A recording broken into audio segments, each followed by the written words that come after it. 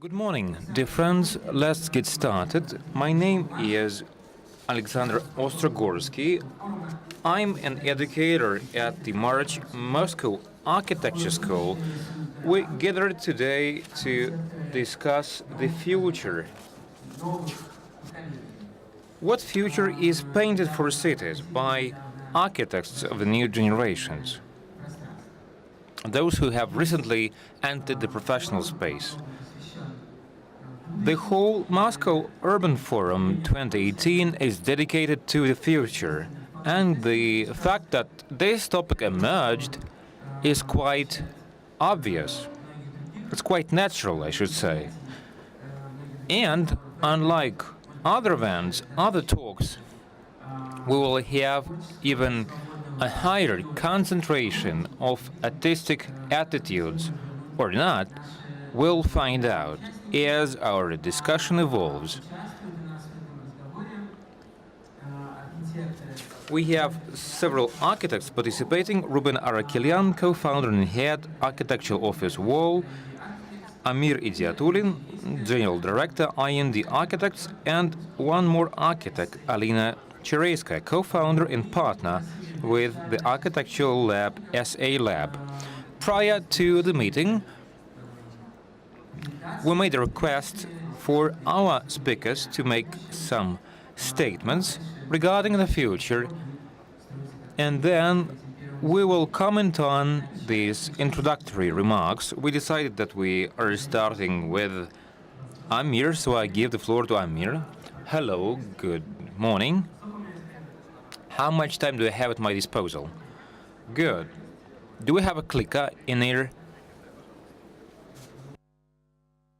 Now, they will kindly provide a clicker and put up the presentation.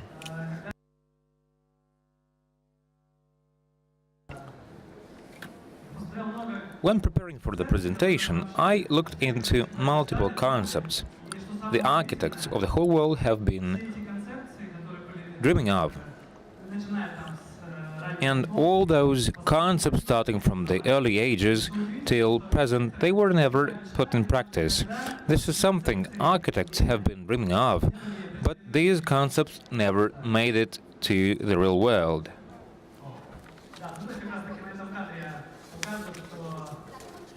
Exactly, in this picture we can find multiple evidence by multiple architects of different ages.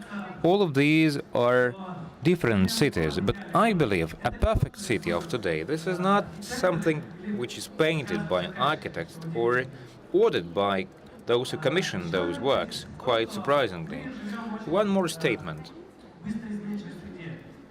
The environment we're living in today is very subtle and subject to change. For example, in the 16th century, it took 43 years to build a city for 20,000 inhabitants.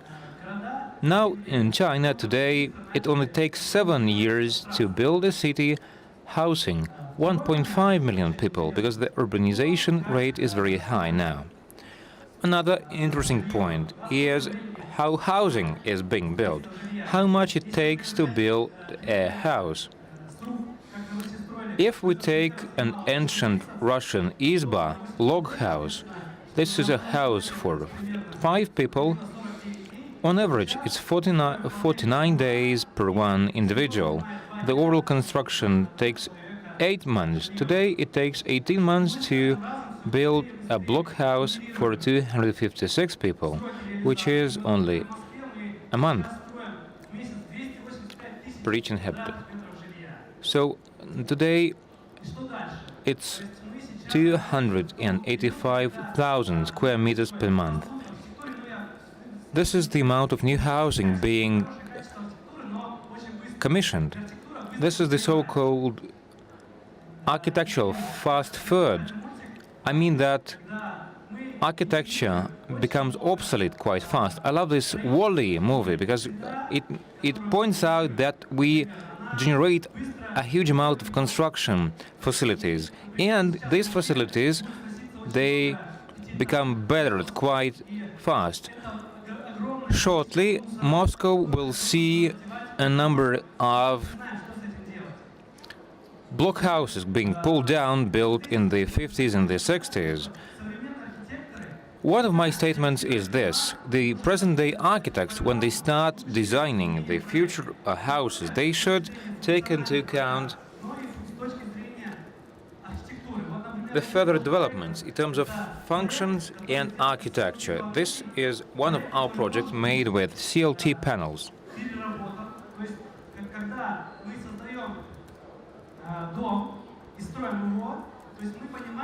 This is a subject to change. We understand when we build this building, when we erect it, it may be transformed into furniture, if required. And the modern present-day facades, they become obsolete quite fast. So we can reutilize these building materials. And guess what cities are these? Where are they located? For example, Moscow. That's picture number 1 or picture 2? You all believe that it's all Moscow. Well, identity is a second point I would like to touch upon. With the present-day fast construction speed, we lost individual identities of cities. And the new approach to landscape urbanism provides an opportunity to preserve these kind of identics features during the construction time. And now I would like to showcase one of our projects where we would like to keep this memory alive. For instance, this is a project at Sherbinka, an old building that would have been pulled down a long time ago, but there was an architectural competition and we decided to convert this facility into an architectural center. So we create new meanings, we create new functions, and we're able to convert an old facility into a modern facility so that people can spend their free time in there. We have a scheduling in play so that we can have a proper timing for future uses. So this program is subject to change in the future if so required. Of course, buildings are integrated into the social environment. They interact with the overall environment around it. You don't see a lot of fencing around the facility in here, unlike most buildings in Moscow. And another project at Bolshevik, this is a historic building. It might have been pulled down. Instead, they would have erected high-rise block houses. But instead, we maintain the architecture the way it is. This is the way it was before. This is the before picture. And we created a space that has a connection with the past. We held a dialogue with an architect erecting the facility 100 years ago. And thus, we were able to embed the same ideas put forward 100 years ago, giving them a new present-day function. Let me sum it up. Point number 1. I believe when an architect designs something, he or she should understand that buildings are subject to change, so there should be a program of change, and there should be a direct connection with the time. People of today should have this feeling that your city has a history behind it, that this is not a newly erected, a newly built city. This is an ancient city, not the first one, not the last one. And a present-day architect working today, as pointed out by Rem Koolhaas yesterday, I don't know what's going to happen tomorrow, but I do know that what I do today helps people live in a comfortable environment. And I have no idea as to what is going to happen in 100 years from now. But I'm pretty sure that my buildings, my works, will make people happy in the future. Thank you. Thank you very much, Amir. Thank you. We will comment on in greater detail. Let me point out that you made this transition from the architects whose buildings, whose ideas were never put in practice, to those who have created something that is subject to change in the future. Now, Ruben, it's your turn. Now I hand over the floor to you. Hello, good morning, everyone. Thank you for the invitation. Actually, it took me some time to consider a proper topic for discussion today, so I decided to skip the visual. Let me voice several points that are worth mentioning. Actually, I consider the future as environment for humans. The first point is the so-called acupuncture. As I put it, I've been dealing with that at the March Moscow Architecture School. This is about discovering concealed city and urban resources. This is about searching for something that was left unnoticed or abandoned by investors, by the civil servants. These might be small areas of 2 square meters and large areas of up to 100 square meters and so on. There was a brilliant study on city cooling towers. Unfortunately, they are going to be pulled down shortly. There's been a great investment in terms of financial resources, human resources, and ecological resources. We seem to be living in a parallel city. We should make these facilities a part of our life. We should rethink these facilities. In the upcoming 10 to 20 years, we should reconsider, revisit, and rethink these facilities, making them an integral part of the city clothing. Another point, the future of our cities. I believe there is a great loss. All cities of today have made the transition to having a master plan. It's about taking into account the interests of people. First, they decide on the interests to be implemented, then they make this transition. And the third point is this. Quite sadly, unfortunately, architects are ruling out the concept of technology from their concepts. We already have like hovercraft-style cities. And a potential project showcased at the Youth Biennale. A flat is a pretty conservative concept of our lives. We thought about the way it might change over time.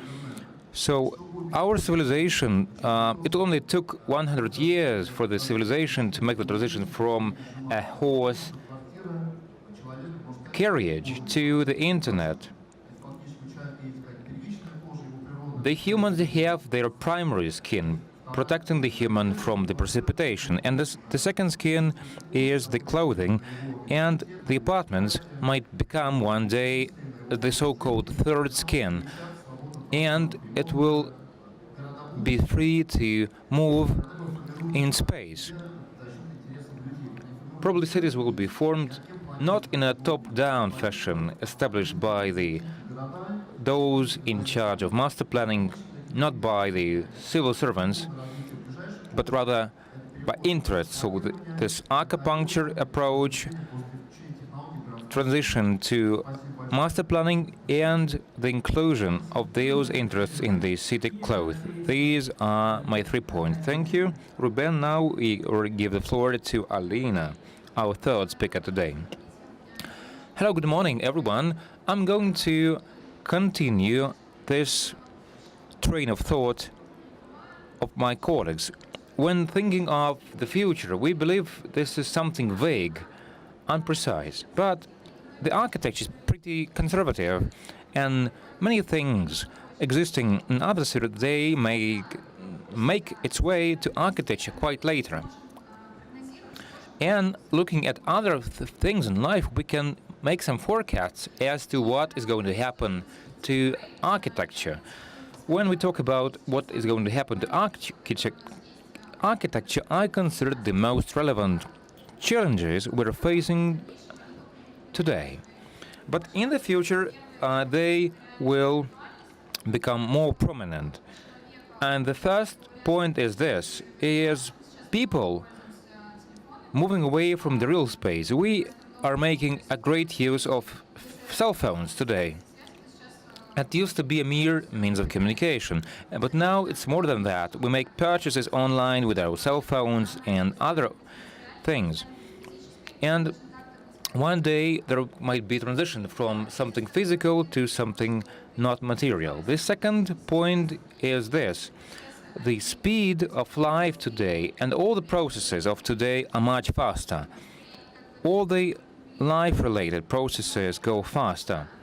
So the speed keeps increasing and the architecture keeps stable. It was built to stand for centuries, and architecture is lagging behind compared to present-day processes. So architecture is becoming more and more away from present-day humans.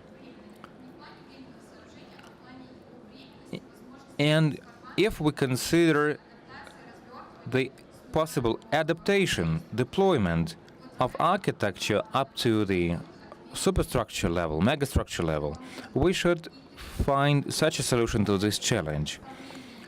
So architecture should be in concert with the times. And another point, we might face a set of problems in the future. We have problems today, the technology is developing in many countries, and these technologies, unfortunately, are not yet utilized here in Russia.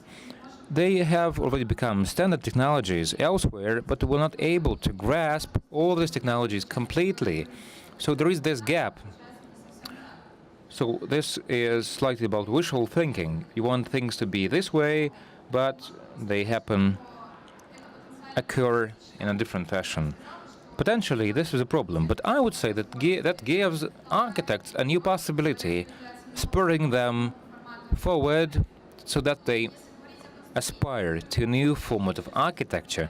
And if we took a tool helping to solve all these problems, this might be an adaptive architecture.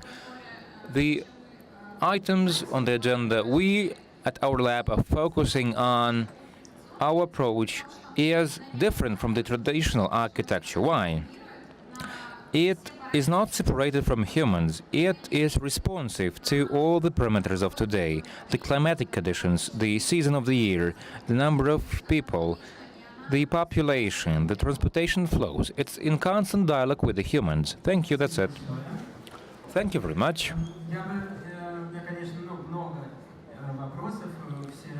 Of course, I have multiple questions to ask. All your points are quite valuable.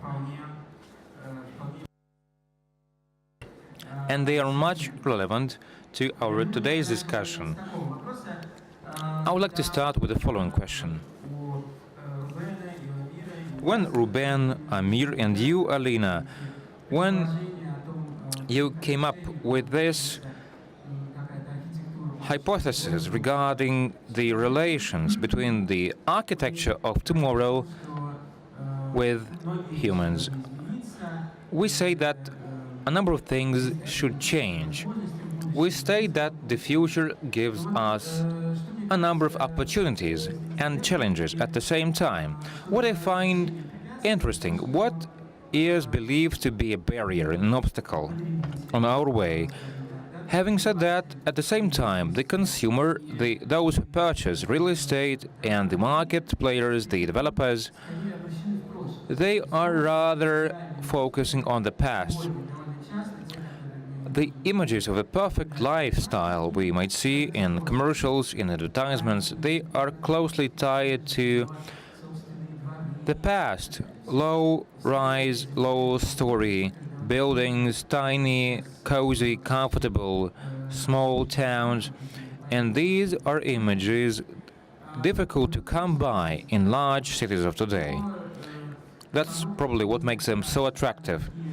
Hence my question, which groups of interest should we focus on, should we make a reference to? Probably these are specific groups of consumers who can become an ally in the creation of such a future if all the ideals are closely tied to the past.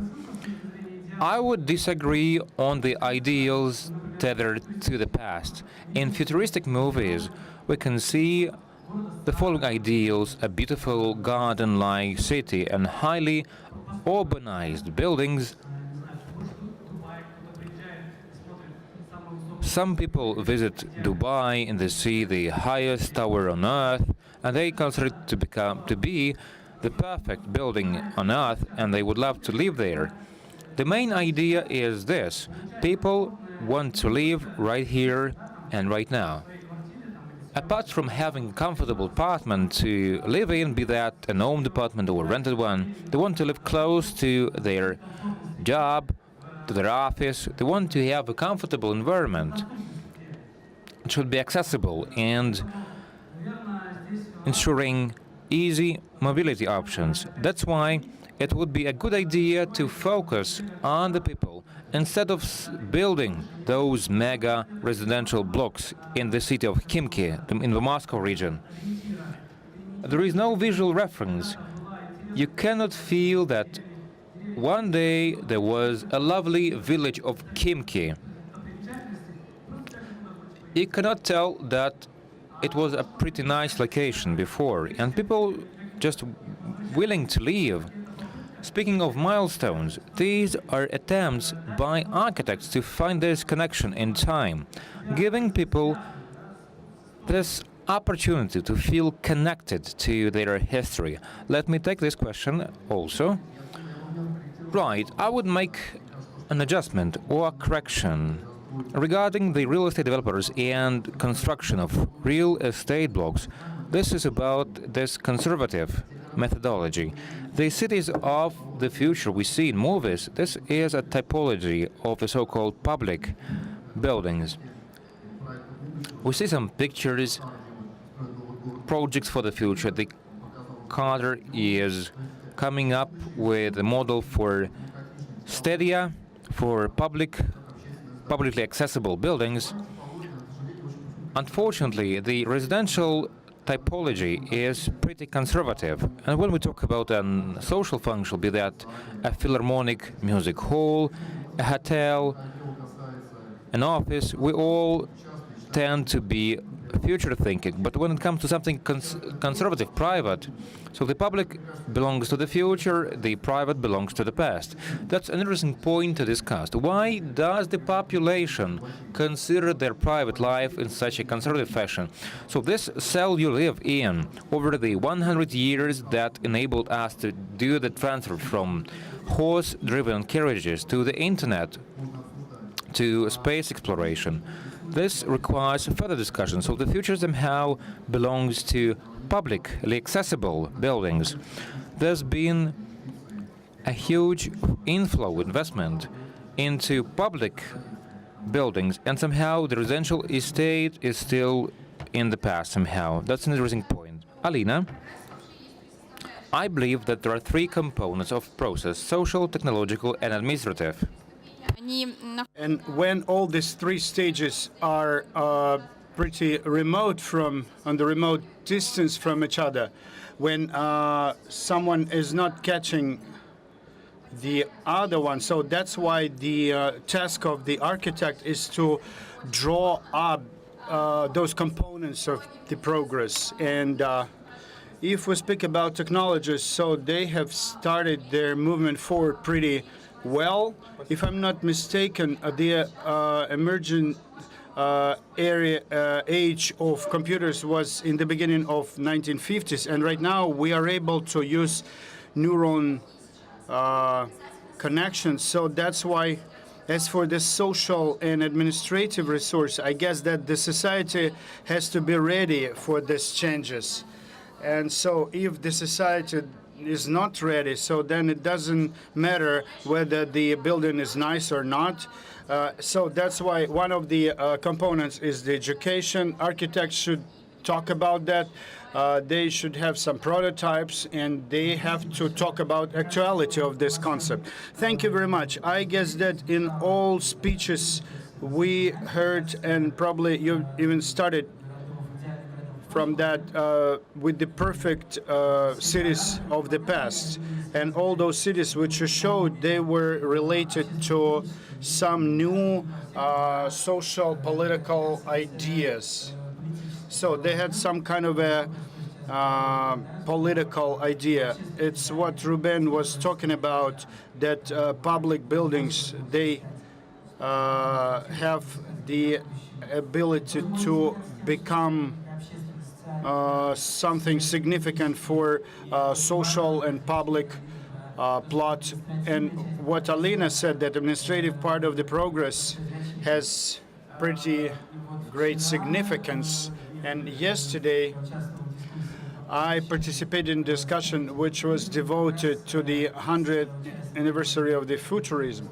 And with Sergei Starr and others, we've formulated this very idea, or the view, that within 100 years, from the futuristic ideas which are much valued in the world, only those things left which are connected with the language of forms, of shapes, but political agenda, which was existing 100 years ago, is not relative right now on the serious basis. So that's why I was going to ask you this very question. Are you connecting somehow the ability of architect to design some kind of a future in relationship with some political agenda and social agenda?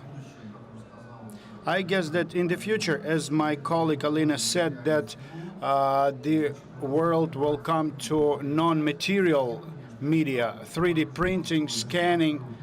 I heard even that someone built the multi-storied building with 3D printer. So machines will shape forms with some contextual data in it. And I guess that architects will become more as programmers. They will program environment, city environment, defining density and quantity in this or in that location. So I don't think that it will be related to some kind of a plastic iteration, so it will be connected more with the intellectual approach and layouts of the city. And now the most accurate discussion, when do you shape it from top to the bottom or from the bottom to the top? In Russia, we do it from the top to the bottom. In Europe, they have vice versa approach. They have referendum, some kind of competition and some feedback from the social sphere. And so it's like political gesture when social space is being reflected by the public opinion. So, and what will be happening with the machines?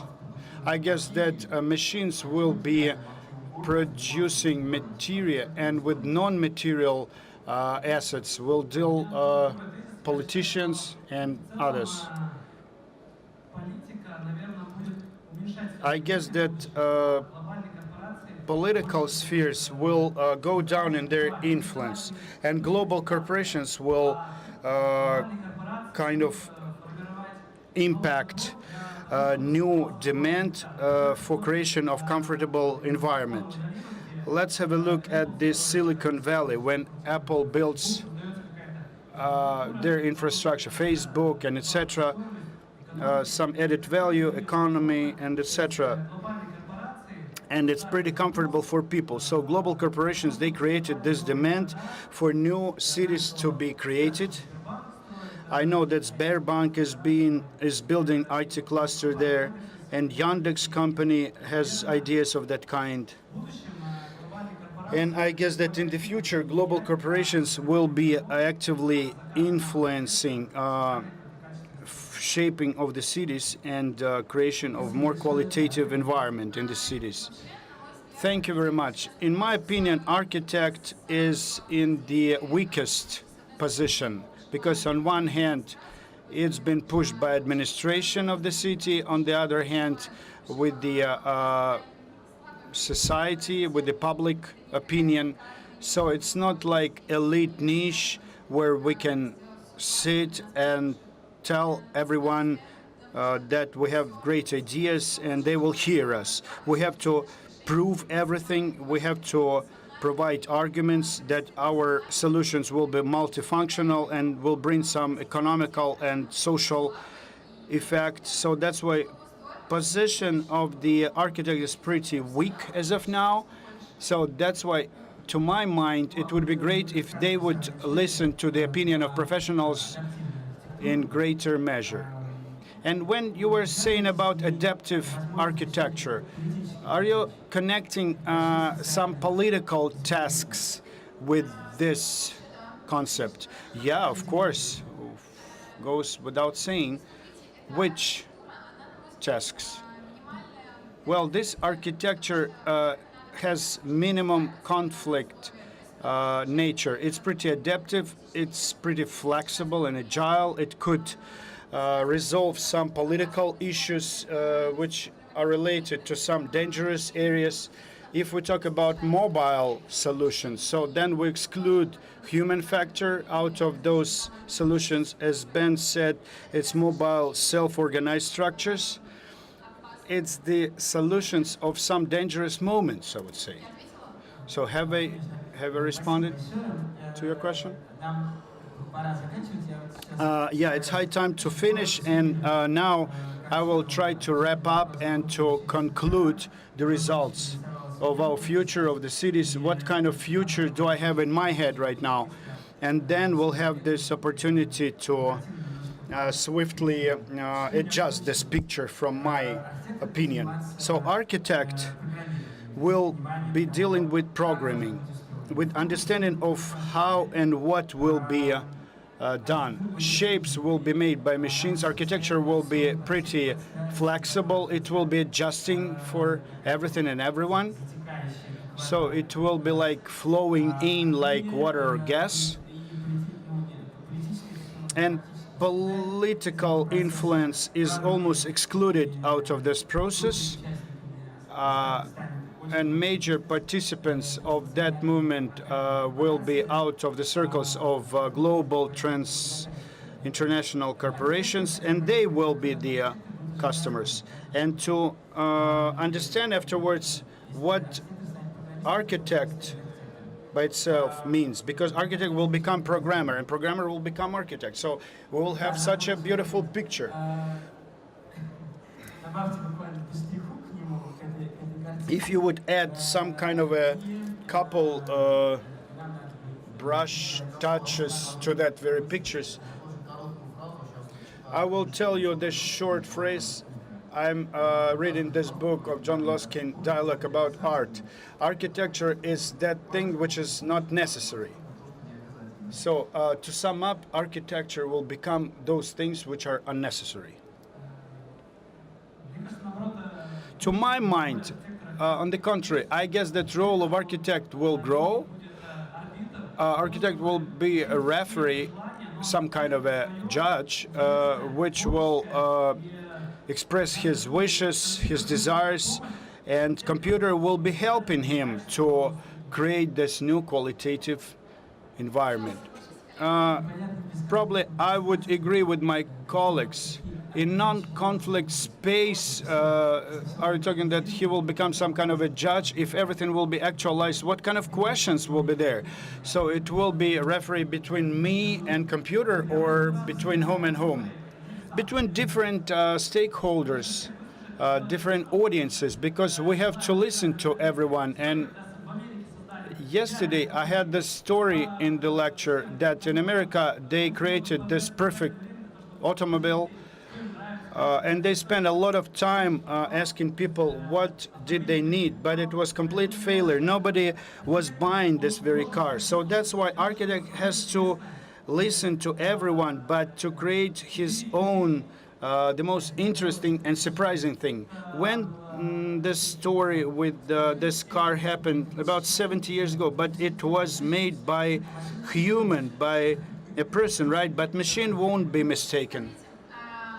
You see, our lab is working on the edge of architecture and programming, so that's why it's pretty joyful to me that my colleagues support this very moment, that this very platform will become more actual and well demanded. I guess that architecture will become more flexible, like human friendly, man friendly, I would say. But if we would have a look at 50, 100 years ahead, so because physical world will be losing its actuality, will be shifting into virtual realm more and more. Then for person, he will be losing interest in what's around him because everything will be in the screen, and this person won't be needed to move somewhere. You see, in the screen, it's more and more, it's much more interesting than in reality. Well, yeah. Yeah, thank you very much. I guess that we have to wrap up. We will see what future brings to us. It's short time to go. Thank you.